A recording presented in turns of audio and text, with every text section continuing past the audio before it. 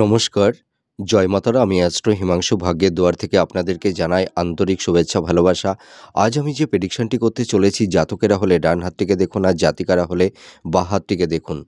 আপনারা যে রেখাটিকে দেখতে পাচ্ছেন এইটা হচ্ছে মস্তিষ্ক রেখা বা ব্রেন লাইন, ঠিক আছে?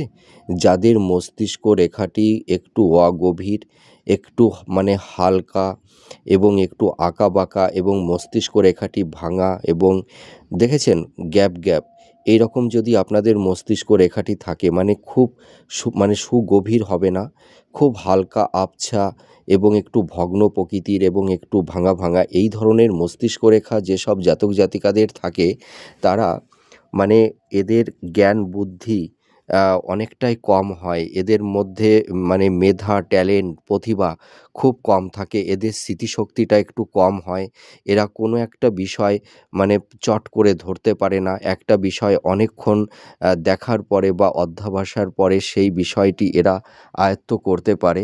এরা জীবনে সেরকম উন্নতি তেমন একটা করতে পারে না। বিশেষ করে কর্মক্ষেত্রে বাধা, বিপত্তি, স্ট্রাগল এই রকম পরিবেশ পরিস্থিতি তৈরি করে দেয়।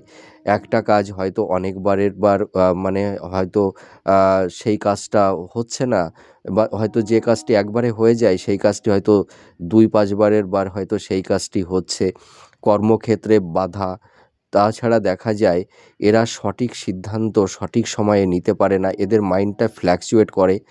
ঠিক আছে? এরা কোনো কিছুর মধ্যে মানে আ কনসেনট্রেশনটা মানে রাখতে পারে না।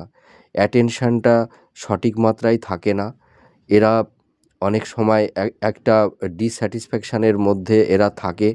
তাছাড়া দেখা যায় সব জাতক জাতিকাদের কর্মে মানে কর্মক্ষেত্রে কোনো ধারাবাহিকতা থাকে না। মানে কোনো কনসিস্টেন্সিটা থাকে না। ঠিক আছে? আপস অ্যান্ড ডাউনের মধ্যে দিয়েই চলতে হয়। এইসব জাতক জাতিকারা অতটা মানে জ্ঞানী হয় না, ধৈর্যশীল হয় না। এরা অল্পতেই খুব মানে অধৈর্যচ্যুত হয়ে যায়। ঠিক আছে? কোনো বিষয়ের প্রতি একাগ্রতা মানে বেশি সময় পর্যন্ত এরা ধরে রাখতে পারে না। ঠিক আছে?